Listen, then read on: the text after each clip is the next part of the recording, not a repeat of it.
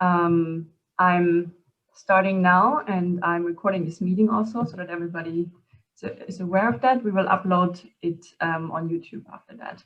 So welcome everyone to our third PYRN seminar. We have three amazing speakers today, and they're presenting their research, of course, about permafrost. And firstly, we will hear about Anna Abramova. She's from the California State University and is presenting about quantifying soil contamination in coal mining areas with special focus on the Svalbard Archipelago. And Anna submitted her master thesis a couple of weeks ago, and yeah, we're excited to hear about her.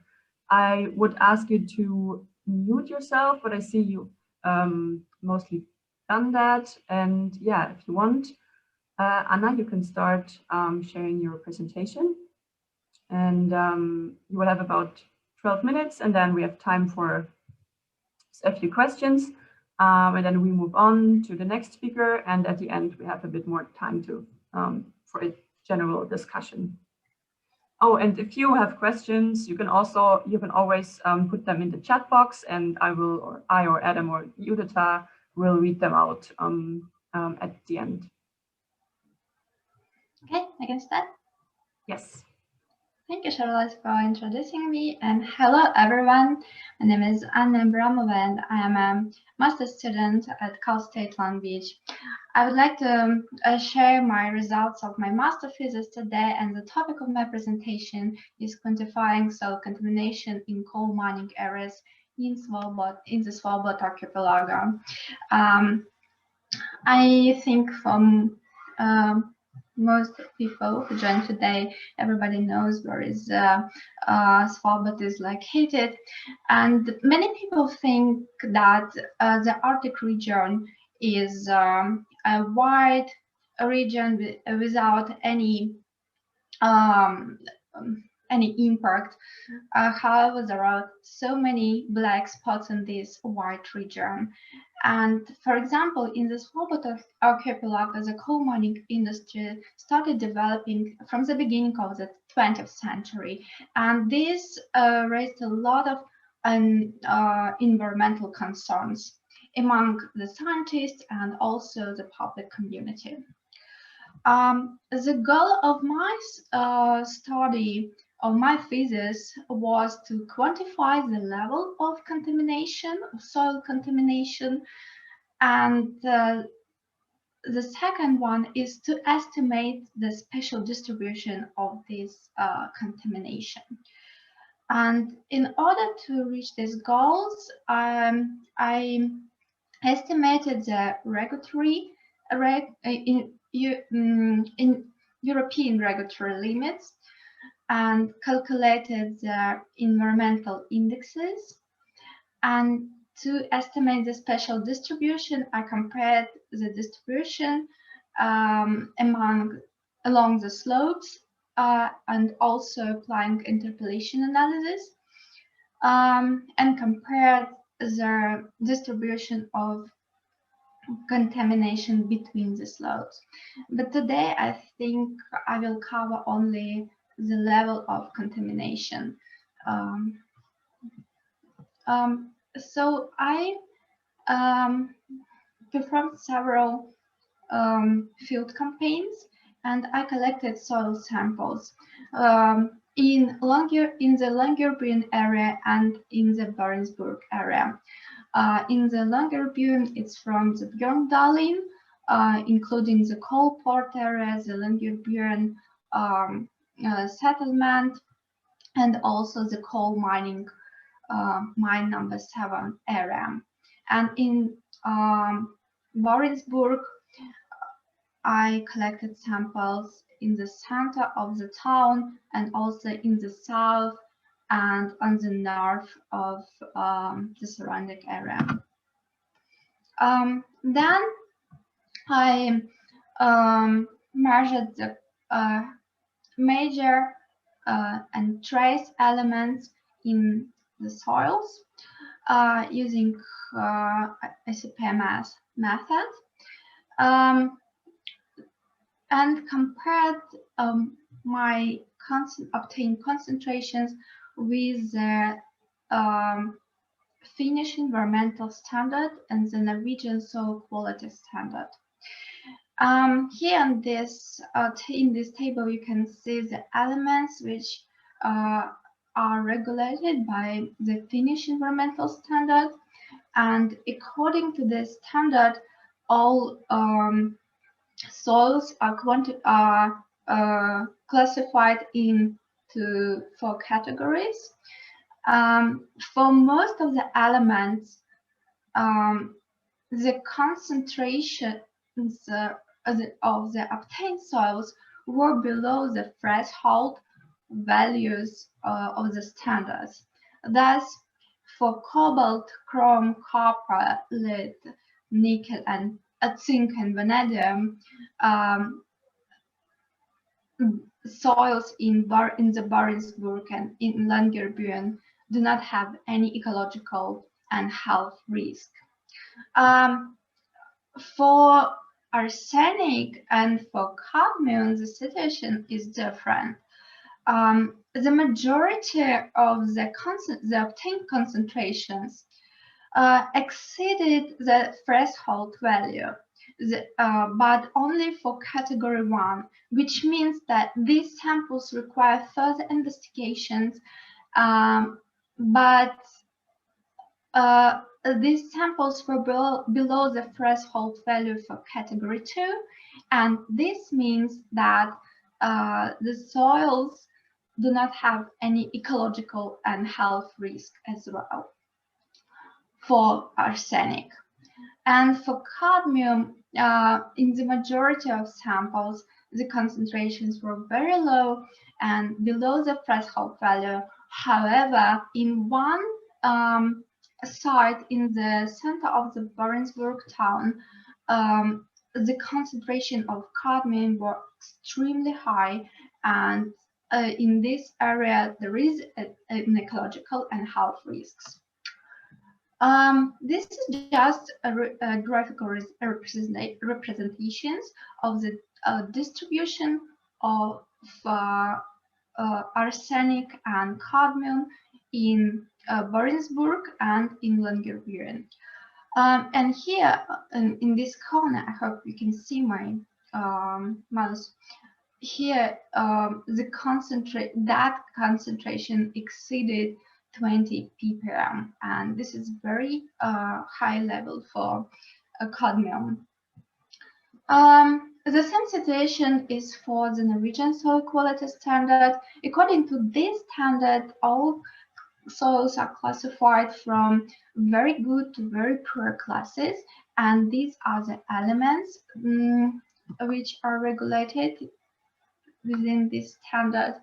And I have the similar picture for the majority of the toxic elements.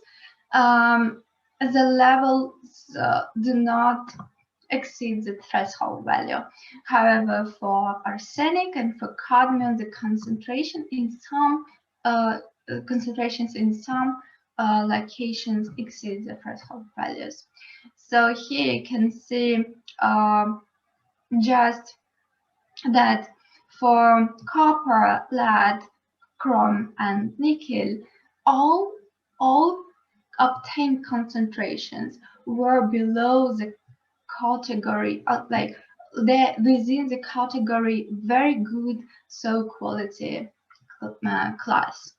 And for arsenic and for cadmium, you can see that some of them are above and are within the class 2, which is good soil quality class.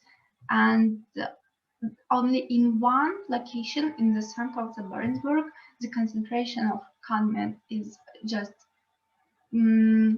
put into the very poor class, soil quality class. As a summary, I chose arsenic and cadmium as the elements for the further investigation in my research. as you can see that the concentrations of the elements in the regulatory status are quite limited, and in order to increase their assessment for many elements, I applied the calculation of accumulation index. That allowed me to estimate the concentrations for 25 elements. And so this index is based on the comparing with the ambient background values. And for ambient background values, I use the data published in the Geochemical Atlas of Norway, Part 2, Geochemical Atlas of Spitsbergen. And I, in this book, the ambient background values are presented for minimum, maximum, and medium values. And I chose medium values for my calculations. So here are the results. And we can see that their accumulation index varies from negative values up to 9. And 9, it means that these soils are extremely polluted. I have all these categories from negative to 9. However, only 4 elements were put in the very high risk class, extremely polluted class. And these elements are titanium, zirconium, boron, and strontium.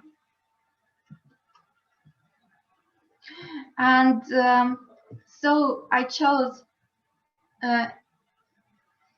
additionally to arsenic and cadmium, I chose these 4 elements for the further investigations. And look at the special distribution, these 6 elements. And the last thing which I want to share with you is the comparison of the concentrations of the elements in coals, soils, and vegetation. So I also collected coals and vegetation and measured the heavy metals in these substances. And you can see coal with this gray bar.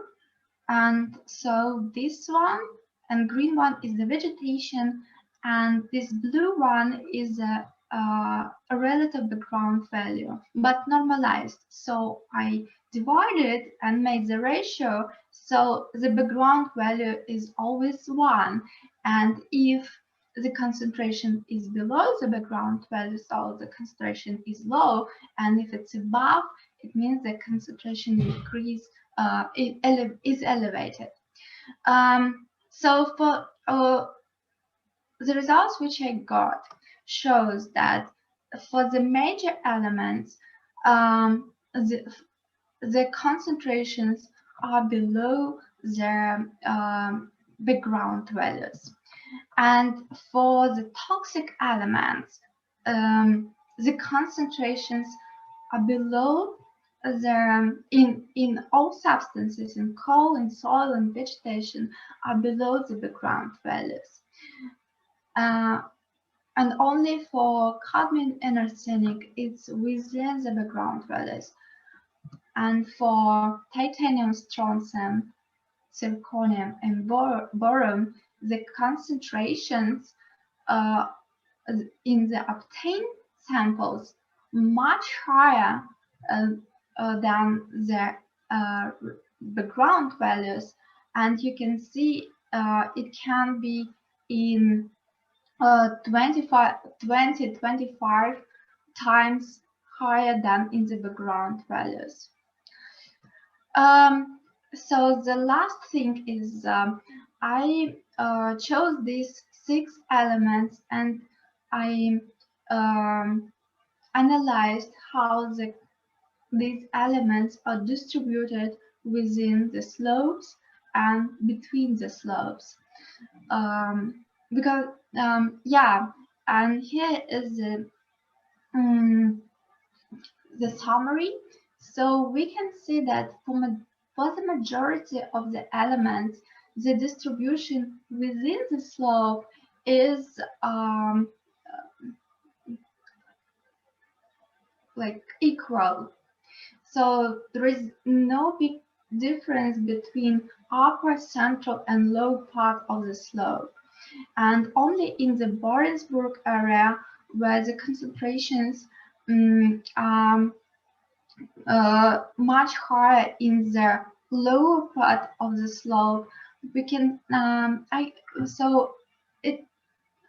we can conclude that in this area there is a source of the contamination which is located in the low part of the slope. Yeah, thank you for your attention, and if you have any questions, please don't hesitate to ask me. Thank you so much, Anna, for your presentation. Do we have any questions from the audience? I see there's something in the chat. Evgenia says, great presentation, Anna. Question, how do high levels of cadmium affect human and animal health in Svalbard? Oh, this is a good question.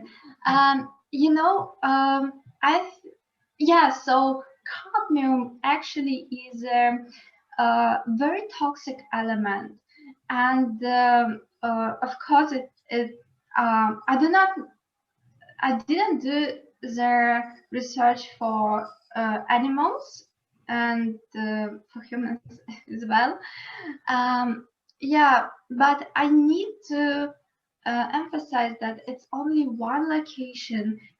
It's very narrow area, and it's in the central part of Barentsburg.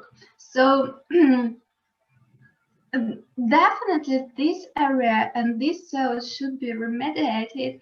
However, in general, the concentrations of cadmium in soils within Longyearbyen and Barentsburg territory actually is not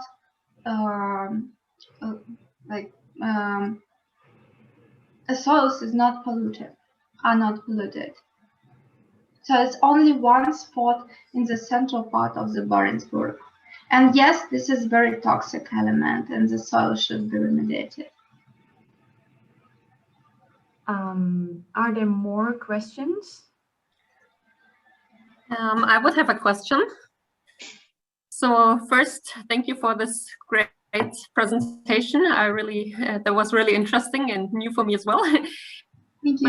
I was wondering, like, from which depth did you take your soil samples? So did you see that it was mostly accumulated in the upper parts and it get less when you go deeper into the soil layers, or did you just look at one specific depth?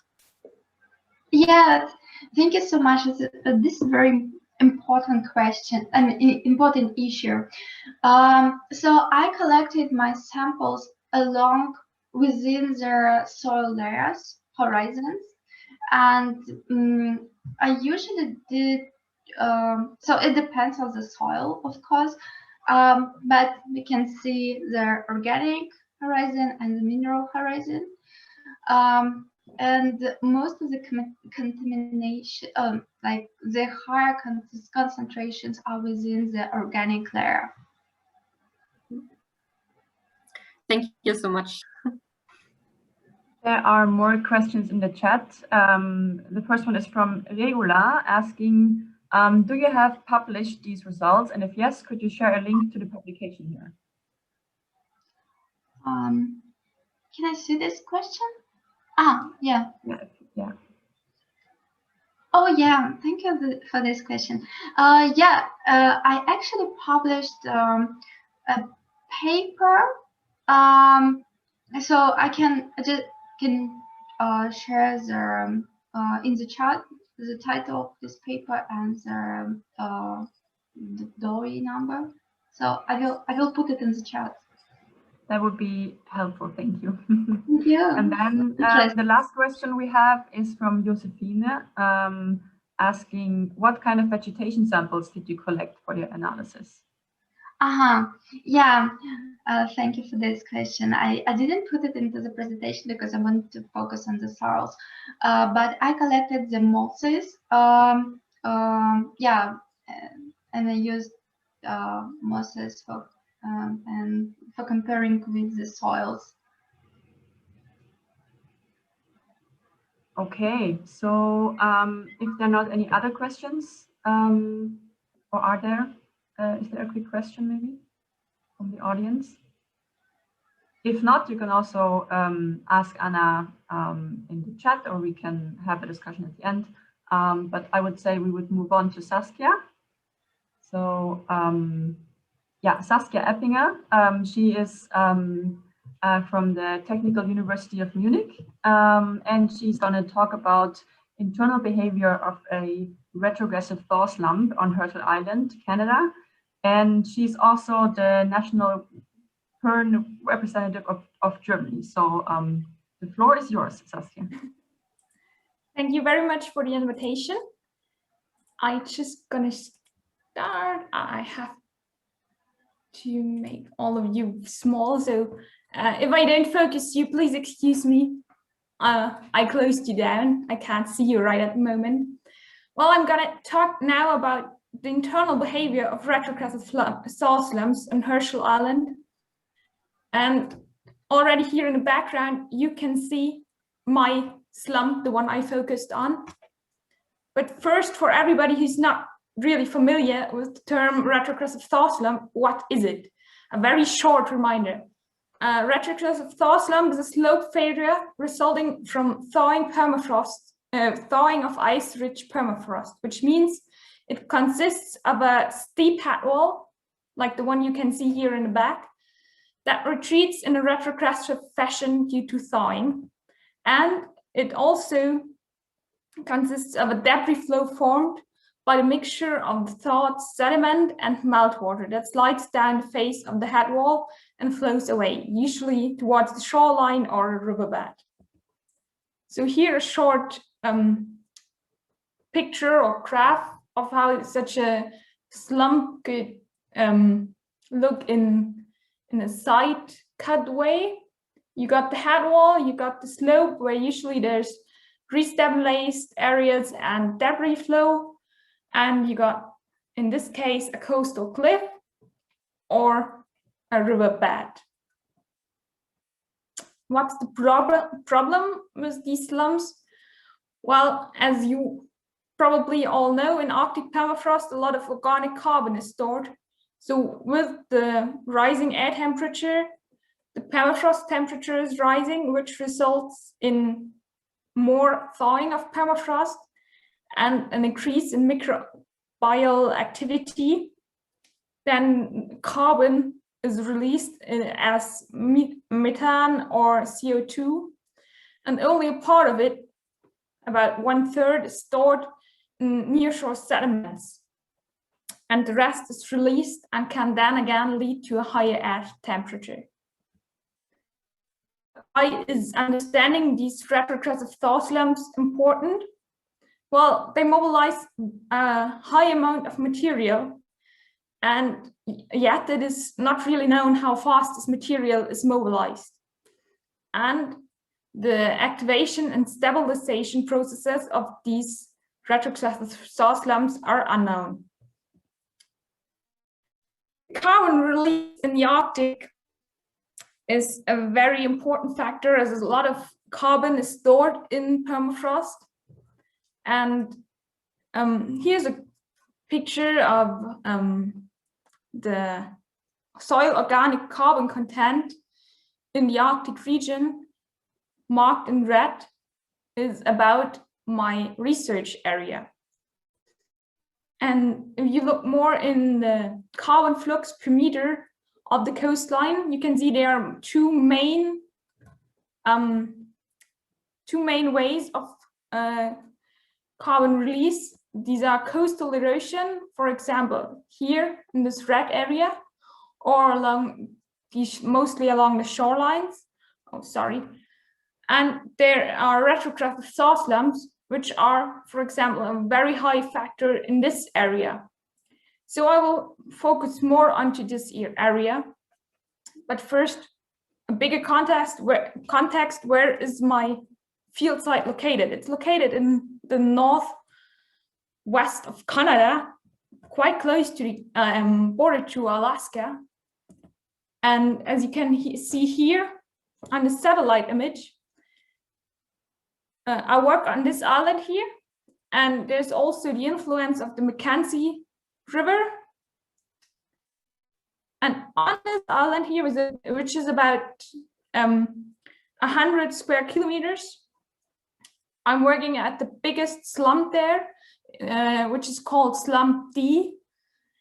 And yeah, why am I working on this island? Well, it has on one hand some logistic problems, as yeah, you can only access it by boat or a small plane, but it has very many advantages, as it's a really highly active area. You got weather data from nearly a century and erosion rates since about 1950.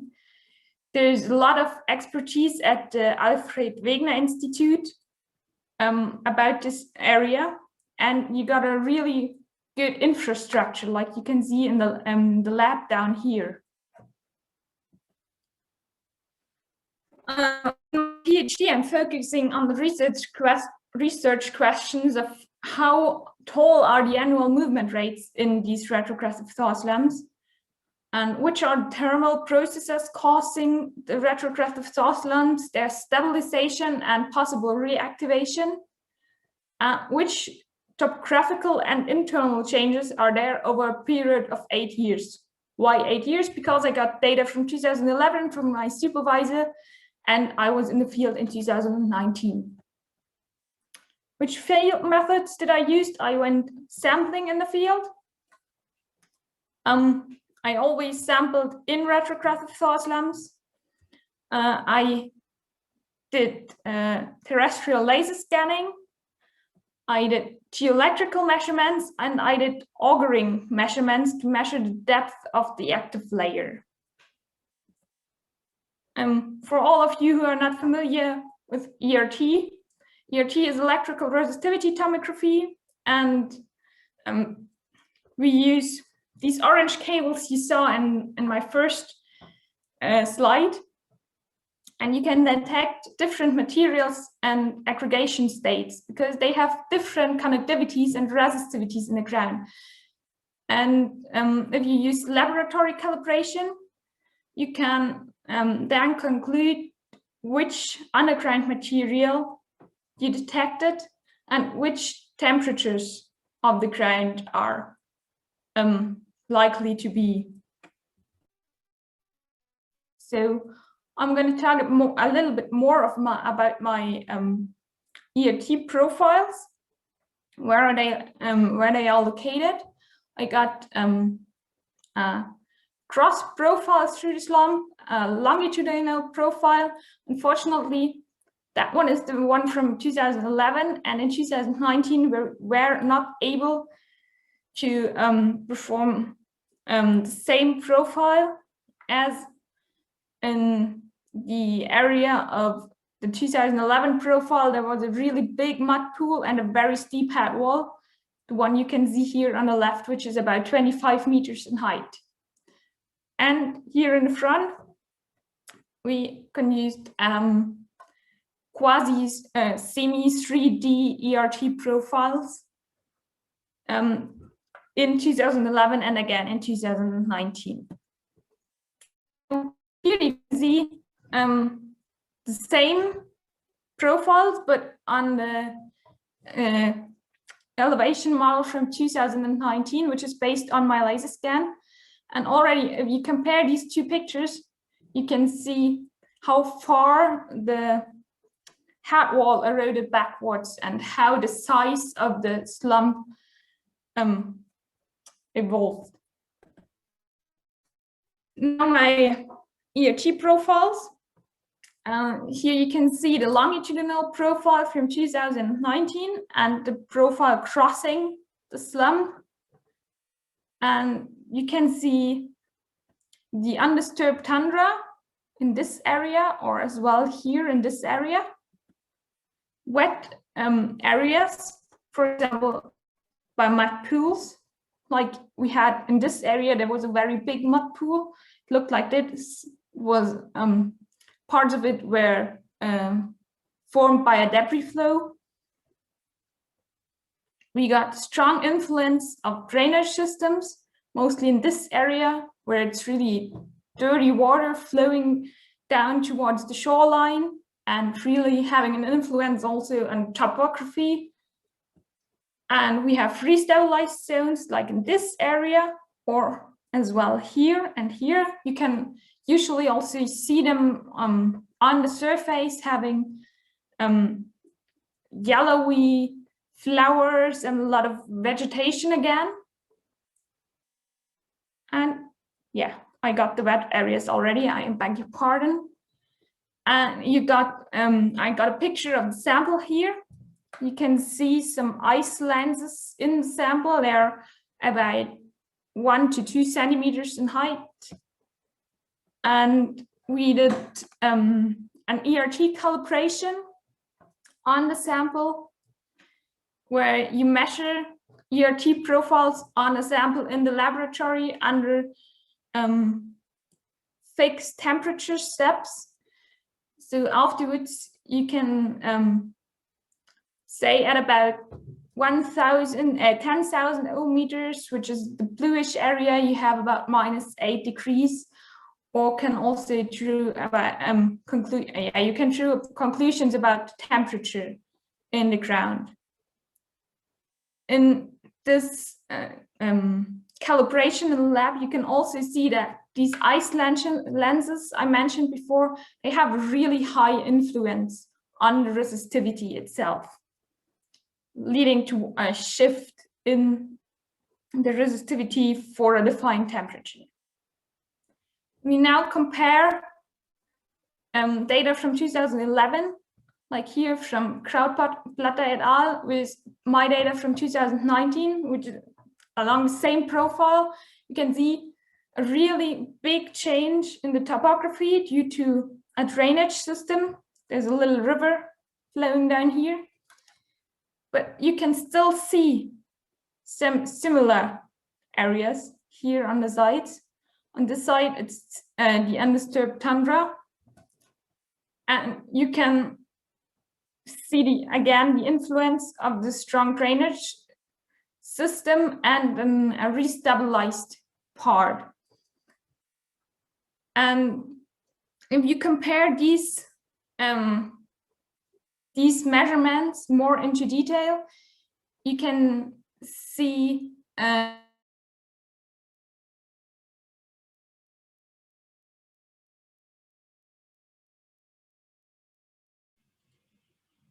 Rob, I think Saskia's internet froze. Saskia, are you back?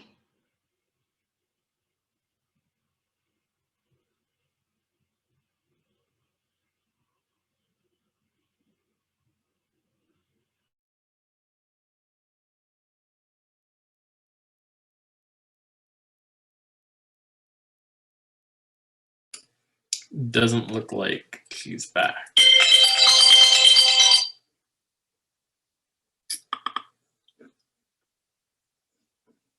Did we just lose Saskia? Looks like it. I think we lost her, yes.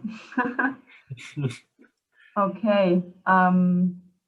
Maybe she's trying to rejoin. Should we wait for a minute? Yeah, I think we can wait for a minute until 11:40, and if she's not back, we'll let Yannick start, and then we can just circle back to Saskia at the end for questions, and if she wants to share the last bit of her conclusion. Mm-hmm.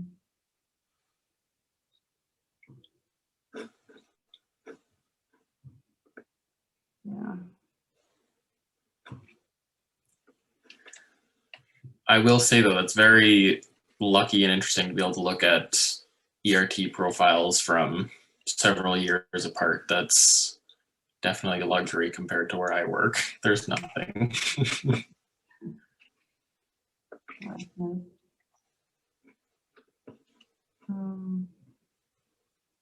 Maybe Judita, can you contact Saskia because you had contact with her before, right? I can try, yes, to reach her.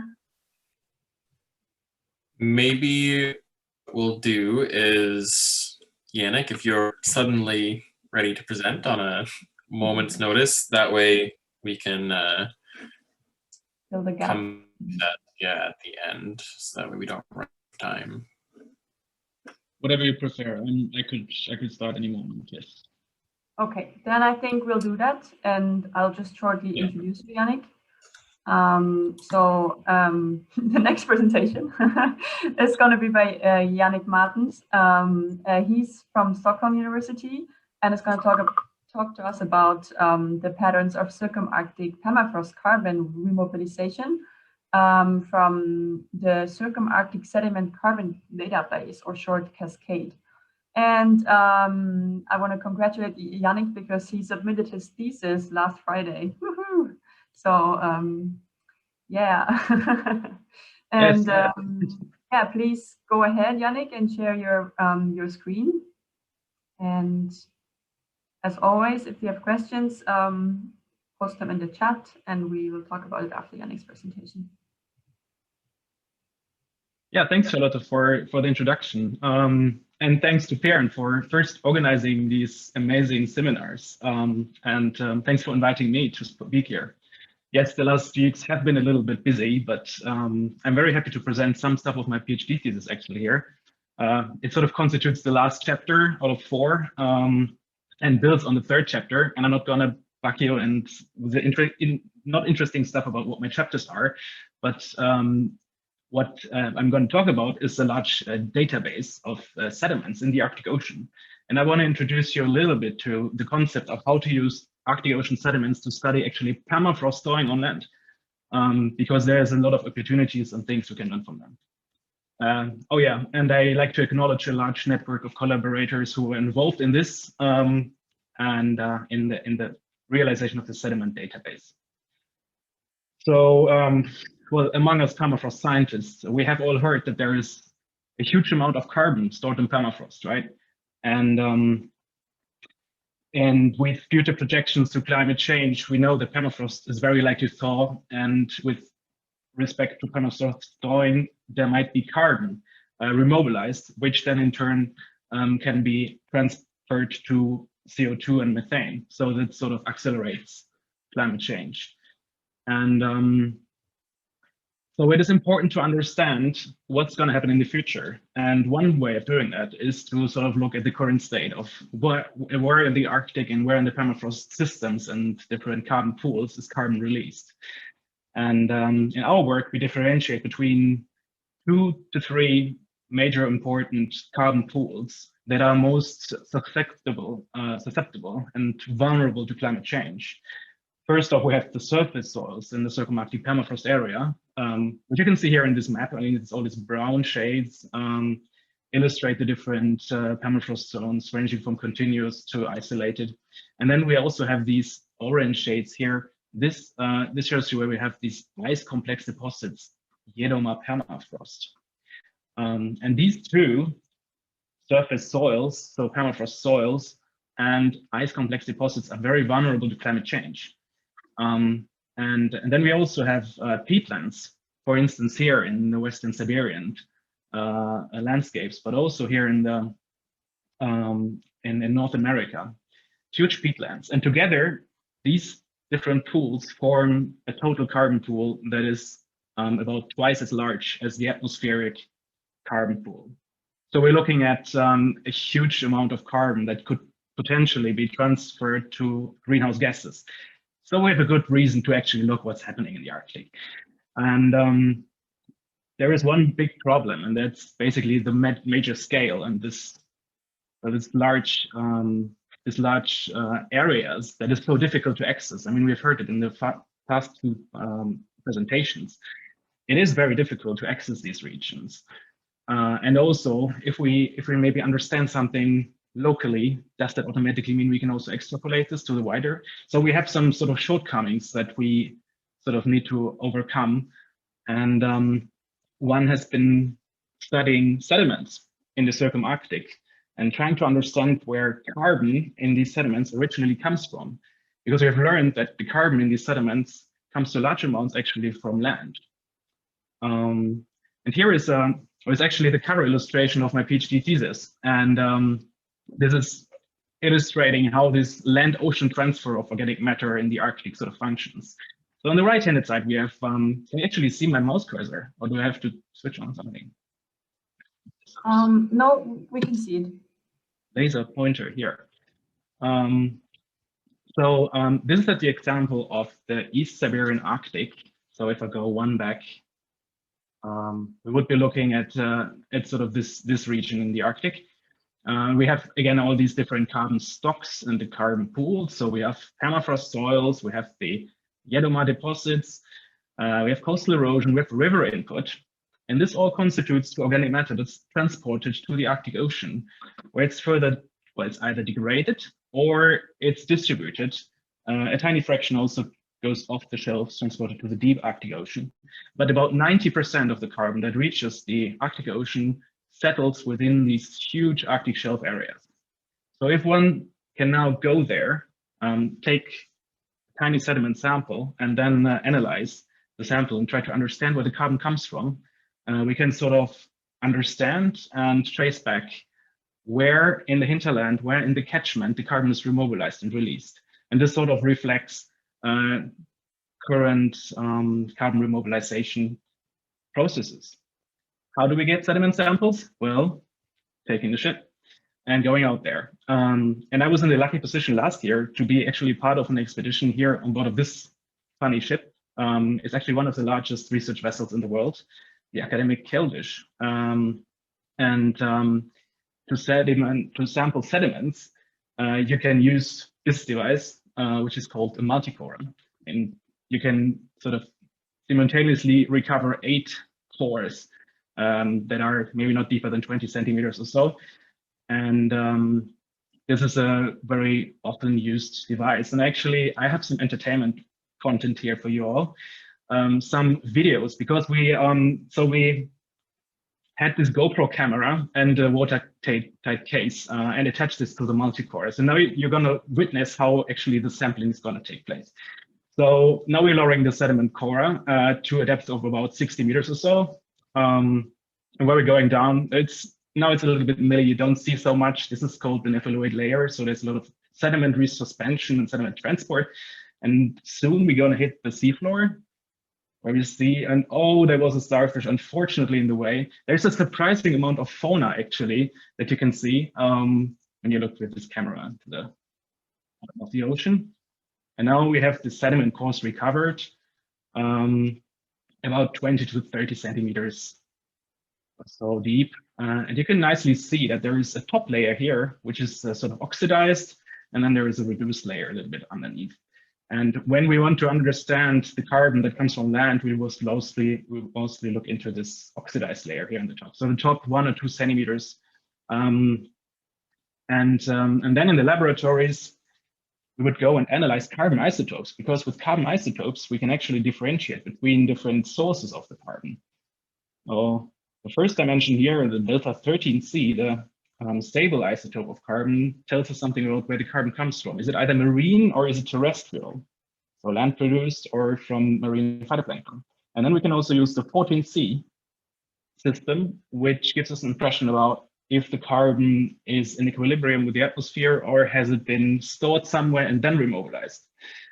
This is something that becomes very important when we look at ice complex deposits or these Yedoma. And if we now plot out all these different carbon sources in this dual isotope diagram, we see on the upper right corner here, the marine organic matter. And then on the terrestrial side, we have these 3 different end members, as we call them. On top, we have the surface soil or permafrost active layer. So if permafrost thaws at the surface, where the active layer getting every year a little bit deeper and deeper, making more carbon bioavailable and remobilizing that carbon, that would presumably show up here in the young end of the 14C spectrum. These peatlands, such as in West Siberia or in Canada, they are a little bit older. They are from the Holocene. So there's like the onset of the current interglacial. So we are looking at the warm period, and those grew like 10,000 to 5,000 years before present. And in the 14C scale, this resembles sort of this spectrum here, -600, -400. If we then go deeper at the 14C scale, we look at old Pleistocene permafrost. And this is where we find these Yedoma deposits. They actually accumulated during the last ice age. So they are often 20,000 years or older. And using a mass balance, we can calculate the fraction of the carbon. And then we know where the carbon comes from. And by doing that in the Circum-Arctic around these, well, for instance, around the outlets of these huge rivers actually draining into the Arctic, like here, Opienisei, Lena, Kolyma, Mackenzie, Yukon, some of the largest rivers of the world, actually, often forgotten because they're always on top of the, world map, and nobody ever looks at this except us. But what I want to say is that by looking into these shelf sediments here in the Circum-Arctic, you can actually make sort of a comparative analysis of where the carbon comes from, and then we understand where the carbon is remobilized. So to this end, we established the Circum-Arctic Sediment Carbon Database, which is a collection of surface sediments and also down-core data. So it's not only these short sediment cores, it's also longer sediment cores, which reflect timescales of several thousands of years, up to 100,000 of years or so, distributed over the entire Arctic Ocean. And the core parameters, most importantly, to understand where carbon comes from, is carbon concentration, so we need the quantity. But then thinking back of that dual carbon isotope plot, we have the 13C and the 14C. We have CN ratios, and we use terrestrial biomarkers also as molecules characteristic for terrestrial organic matter. And this database is based on public, so previously published material, but also a lot of new material, a lot of new data that we sort of created in the upstart of this database network. And if you're interested into that data, it's all public available. So Cascade has been released on our database in the Berlin Center of Climate Change, and just Google Cascade or type in this link if you like. And there you have the different elements, the different sort of dimensions that we have in Cascade: surface sediments, cores, and interpolated data products. And here's sort of the inventory. So every red dot would show you where we have a sample or a data point for these three different types of data: carbon concentrations and then the two isotopes. But now we want to understand how much carbon finally drains into the Arctic Ocean. So we think back of this. So we ran the source apportionment for all the samples, and this is what we come around with. So it's surface soil organic carbon, where this would include permafrost thawing. And we see that most of the carbon that enters the Arctic Ocean well actually drains to the rivers. Well, this was a little bit sort of expected because we know that the surface soil is not so much eroded, or there's no other ways of how to transport it to the Arctic Ocean. But it sort of really underlines the concept, and it makes us confident in understanding the different carbon sources. Now, this is interesting. The ice complex deposits, or the Yedoma, and they are, of course, eroding by the coast. So it's directly sort of, transported into the ocean. And it nicely resembles the areas where we see fast erosion rates. For instance, here along the East Siberian Arctic, East Siberian Sea and the Laptev Sea, but also in the Beaufort Sea, where these coastlines are actively eroded. And they contribute large amounts to the surface sediment organic carbon. Coupling this now to sedimentation rates gives us a quantitative understanding of how much carbon is remobilized and redeposited in the ocean every year. And we see that the largest amount of the carbon from permafrost active layer and other soils is redeposited here in the Eurasian Arctic, whereas the American Arctic is relatively small. So about 80% of the mobilization happens here. And for the ICD erosion, we see now it's a bit nicer visible because the last color gradient was not so well selected. Here you see actually these red outlines of the coastline. This is where the coast erodes with 1 meter or higher every year. And you see that this has a strong imprint on the organic matter. And it's also interesting to note and important that the erosion of ICD, or ice complex deposits in Jedoma, is only half that of the carbon that is remobilized by surface soil. So now converting this into how much carbon is sort of released from these systems on land, and we can say that the release of carbon from permafrost active layer and non-permafrost soils is twice the amount than what is remobilized by coastal erosion. So to summarize this, we've seen that the Cascade gives us a nice instrument and tool to study these large-scale patterns, especially for these regions that are so difficult to access and so remote. From these results, well, this is all preliminary and has not been published yet, but from what we see so far is that the Eurasian Arctic sector has really the overwhelming amount of carbon that's remobilized, of which the surface soil is much larger than the coastal erosion of organic carbon. Nevertheless, both processes are important, and as usual, more research is needed. I'm happy to take your questions now. Thank you so much, Yannick, for this nice presentation and the nice visuals as well. Does anybody have questions?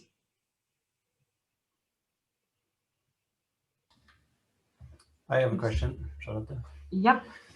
Hi, Yannick, it's Bennett. Congratulations, firstly, for your thesis.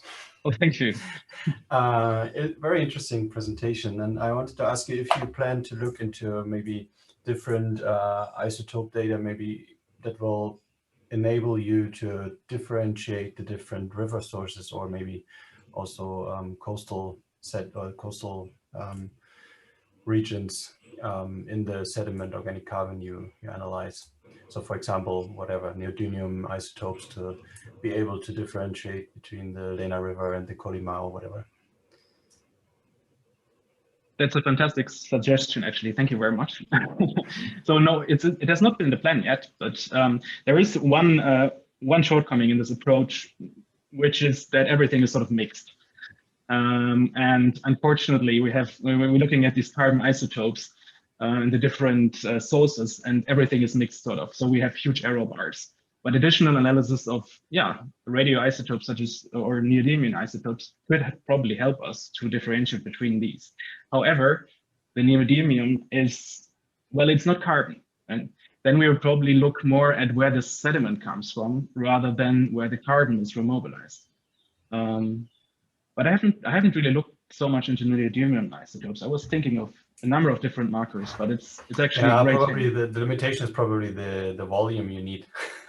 Because I remember that from water samples, and I think we filtered like 10 liters or something, and that's difficult to get from pore water, right? Yeah, pore water is not, exactly. Except on usually huge pores. I mean, we can take a lot of material out of the ocean, but usually we are, with our dual isotope analysis, we're good with maybe 1 gram of sediment or even less. And if one wanted to do terrestrial biomarker analysis, which is also quite helpful to support our findings, then we maybe need 2 or 3 grams. But yeah, I mean, I think the 10 liters of pore water is out of the question, unfortunately. Okay, thanks. Thank you. Okay, just shortly, we're going to go a bit over time to be able to give this Saskia a bit of space to also receive questions. So if anybody wants to leave earlier, that's totally fine, and the others can just stay. But we also have some more questions from the chat for Yannick. One from Austin, who asks, maybe I missed it if you already went over it, but why do you suspect 80% is concentrated in the Eurasian sector?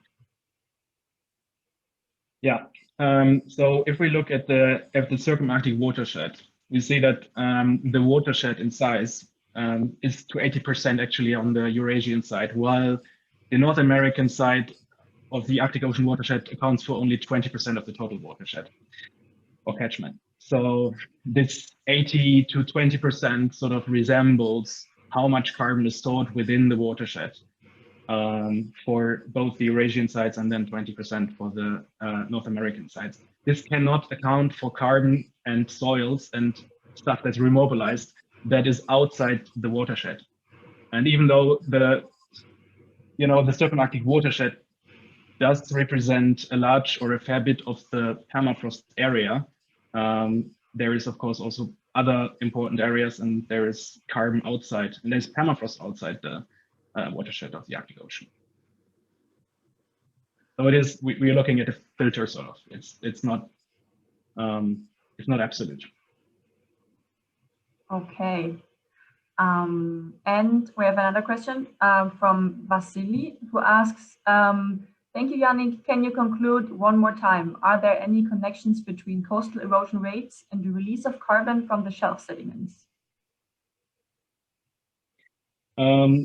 The rates of coastal erosion, yes, we actually see there's estimates, published estimates, how much carbon is actually released, and this is based on coastal erosion rates, and how much carbon is in the permafrost coastline. And this is about 15 teragram per year. And where we land with our estimate, how much carbon settles on the seafloor, we land with 15 teragrams per year. So this sort of let us assume that most of the carbon from these coastlines actually resettles. And also because these numbers are so similar, of course, we have much larger error bars. But also the earlier study has some error bars. Everyone has error bars. But still, we are sort of in the same order of magnitude, and we're also very close to their number. And this suggests that most of the carbon is really remobilized by coastal erosion, and other processes are, at least for the input of Jedoma material to the Arctic Ocean, does not seem very important. But there is, of course, remobilization of Jedoma and other thermocrust processes happening in the hinterland and in the watershed that we probably don't see that is not transported through the rivers and that we don't see in the ocean. Okay, thank you so much, Yannick, for this really cool presentation. I'm looking forward to your defense. Yeah, so I think in the interest of time, we're going to cut off the questions for Yannick now, but maybe Saskia, you can share your conclusion slide and maybe say like 1 or 2 sentences again on your project, and then we have time to ask Saskia questions. Yeah, please excuse my technical problems I had. Well, my conclusion is, it's not a big conclusion yet. I'm still in the process, as I do not have as much field data as I expected because of no expedition in 2020. But I can already conclude this drainage systems have much higher influence on the retrogressive thaw slumps and their restabilization than previously expected. The active layer thickness is less than expected and doesn't increase, or it seems like it does not increase towards the shoreline. But to determine the movement rates, which was one of my research questions in the beginning, I would need reference measurements, yeah, which I do not have yet. So fingers crossed, I will get them one day. And yeah, I got so final I would say the floor is open for questions for Saskia. Anybody has a question, please speak up or type it in the chat and I will read it out. I have a question. So you show that, like in your DM, that there's a really big increase in the size of the slump between 2011 and 2019. And sorry, maybe this was what you just said in your conclusion, but do you know if like that occurred continuously throughout each year, or if there are only certain years and certain conditions where it would retrogress, or what do you know about that? It seems, or I do not have any digital elevation models from the years in between, but I was told by the rangers working on the island and as well by colleagues which are regularly on the island that it was a there was no special event which could be determined for a really big loss of volume, but it was more like continuously growing this slump. Okay, awesome, thank you. Are there any more questions? I would have one as well. First, thank you for this great talk. And what does the size of the thaw slump, how does it affect how fast it grows? Because I think the back wall is getting larger and larger, and so there might be more incoming solar radiation, more influence of rainfall maybe. Is it like when they're getting bigger that they grow even faster? That's not an aspect I have been looking at. I can only talk about the slumps I saw on the island, and yeah, usually not the whole slump is growing at the same time, but there are areas which are restabilized and areas having a really fast backwards weathering, and also having the mud flows on the ground. And I think you can roughly compare them with smaller slumps. So there should not be that high difference in velocities of erosion, but I cannot tell that for any other locations or for sure, as that's not my research topic. Okay, thank you. We have another question from the chat. Austin asks, can you speak a little more to the movement rates and how you plan on getting or using these measurements? Thank you for the great talk. That's a good question. Well, the movement rates, it was originally estimated to measure them by laser scanning. So I scanned the whole slump area, and the plan was to scan it again in 2020 and 21. If the weather would have worked as planned, there would have been 2 measurements during one field campaign. So I could have compared a weekly change and a yearly change. But right now, I'm not sure how it is possible, will be possible for me to measure the erosion rates. So I'm not sure whether I will focus more on that or that will just be, yeah, a side part of my PhD. Okay. I hope it answers a little bit of the question or a question.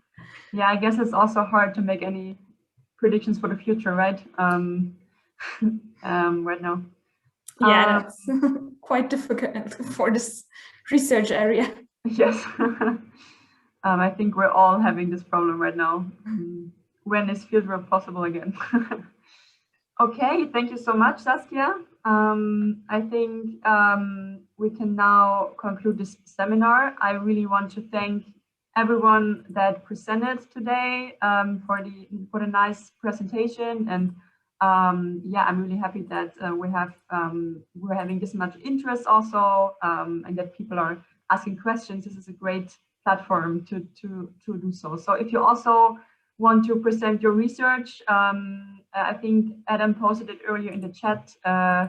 There's a link to our Google form. So if you also want to present at our next PYRN seminar in May, then you can do so, and we'll contact you again.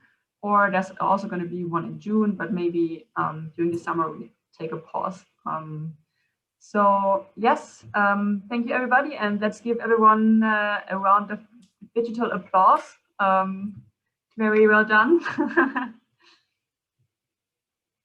Okay, so I hope you have a good evening and see you at the next seminar. And also, yeah, we're gonna upload this recording to YouTube in case you want to go back to watch something. Yes. Okay, bye everyone.